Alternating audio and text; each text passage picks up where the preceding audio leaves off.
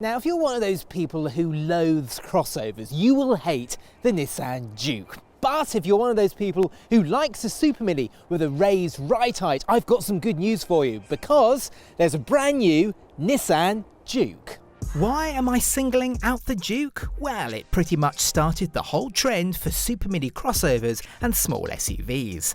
When the Juke landed in 2010, it was unique. Now there are over 20 small SUVs all competing for your cash, and this is the long-awaited second generation version.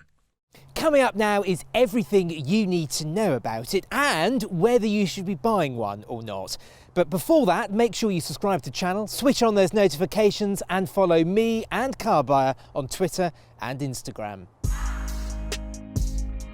Now, it's amazing to think it has taken Nissan 10 years to get round to the job of replacing the first generation Nissan Juke.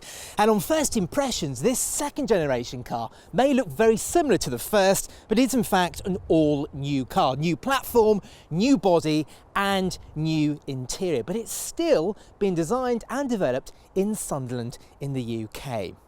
Now, the design is a lot crisper than it was before. The old car looks quite bulbous in comparison. Here it looks a lot more sharp, a lot more creases. It looks a lot better actually. The front end is dominated with this new style Nissan grille. There's slim LED day running lights here and these big fat headlamps with this Y-shaped design. It's a very imposing look indeed. Now it's 75mm longer, 29mm wider and 13mm taller.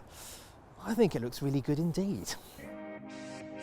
Now it's on the inside where the Juke has really grown up. Now the old Juke was suitable only for a monkey, but the new Juke, well, there's a lot more space in here. There's a huge amount more headroom and the cabin just feels a lot more spacious. One thing that is really good is the fact that the steering wheel now adjusts not just up and down, but also in and out. You didn't get that on the old Juke.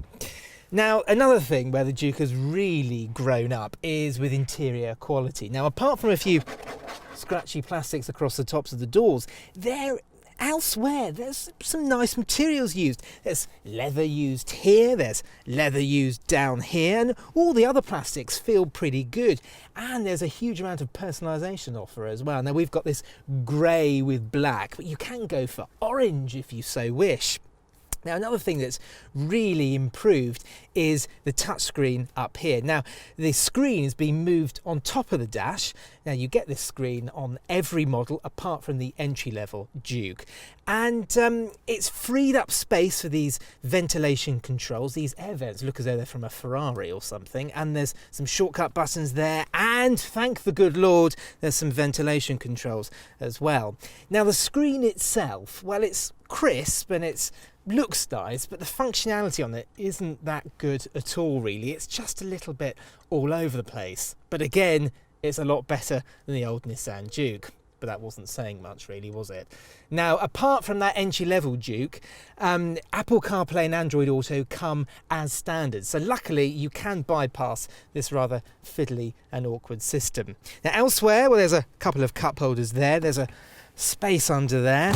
There's a place for your mobile phone with a USB charging port. Now, whilst the door bins aren't massive, the glove box is absolutely vast. Now, you might have noticed these rather ornate looking headrests. Well, on Tecna and Tecna Plus models, you get this Bose Personal Plus surround sound system with a speaker on either side of the headrest. And it really works. The sound is very clear and very crisp. And Nissan says that it's less damaging to your ears. The Juke is pretty well equipped. Entry-level Vizier sounds good with its LED lights, cruise control and traffic sign recognition, but it doesn't get a touchscreen or alloy wheels. For that, you'll need the Ascenter model, which gets the screen, 17-inch alloys and a rear-view camera. N Connector features keyless go, a leather-trimmed steering wheel and climate control, while Tecna and Tecna Plus pile on the kit with 19-inch wheels, that Bose stereo and a heat pack with heated seats and heated windscreen, and there's a black roof for the Tecna Plus. Techno models also get Nissan's Advanced Safety Shield, which includes a 360-degree camera, adaptive cruise control, autonomous emergency braking, blind spot monitoring and rear cross traffic alert. And on the motorway, it'll also take control of the steering, accelerator and brakes. Now, the old Juke had no space in the back seats whatsoever, but this new Juke, thanks to a wheelbase that's 105mm longer, you can fit 2 full-size adults back here. Now, there is a good amount of knee room. Headroom is okay, unless I put my head all the way back, and then it does start to brush against the roof, but it does feel a bit more spacious back here. Now, there are ISOFIX points in either seat with little covers so you don't lose them. There's also an ISOFIX point in the front passenger seat as well, and nice thing here, there's a little slot here so you can put seat belts in so that when you fold down the rear seats, they don't get in the way. That's where the good news stops, however, because whilst it does feel more spacious than the old Juke, it does still feel rather claustrophobic, and that's thanks to these narrow windows, the black headlining. It does feel a little bit cramped. There's no ventilation controls either, which is a bit of a shame, and this bench seat is a bit flat, so there's no support for your legs whatsoever. So it does feel as though these back seats are really suitable for people on short journeys. The new Juke's boot is quite a lot larger than the old Juke's and is pretty good for this type of car. It measures 422 litres, and when you fold down the rear seats, there's just 1,088 litres.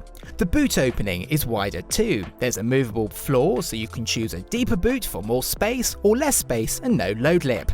The parcel shelf feels super flimsy though, and there's nowhere to store it.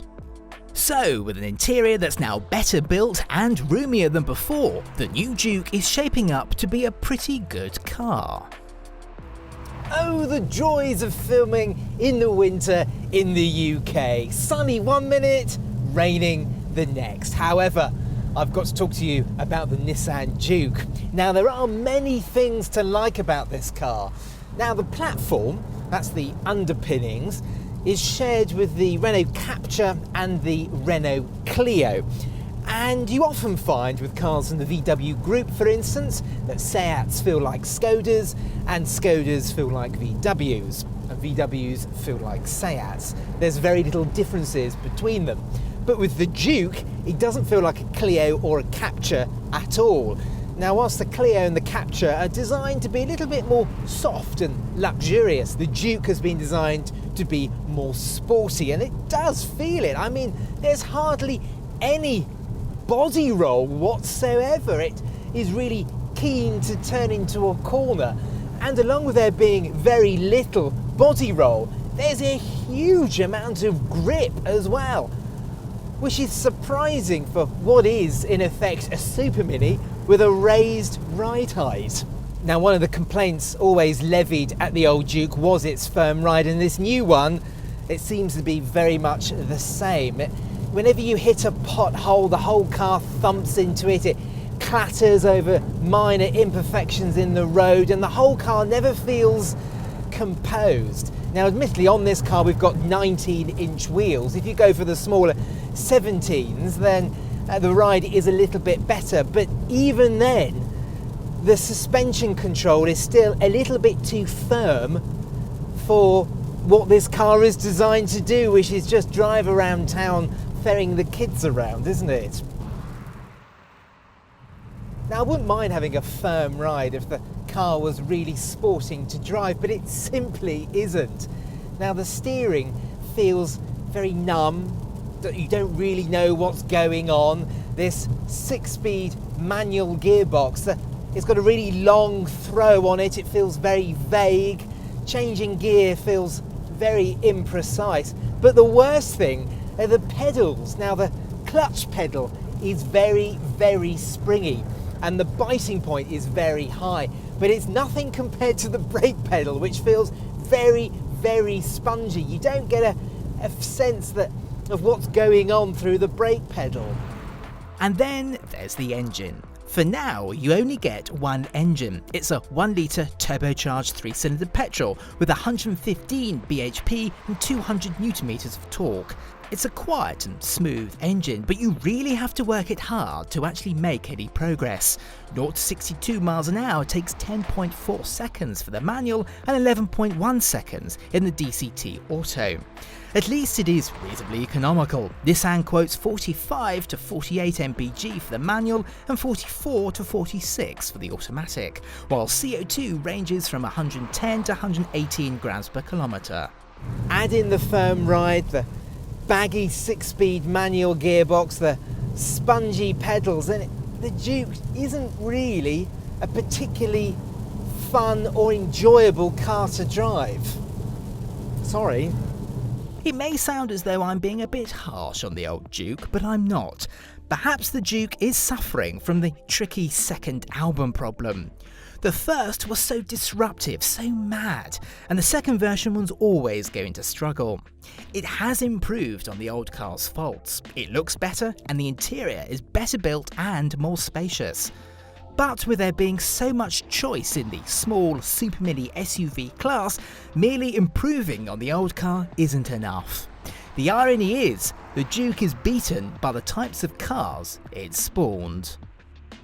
Click on the left for my video of the Skoda Kamiq and on the right for our SUVs playlist, and press the Carbuyer logo to subscribe to the channel.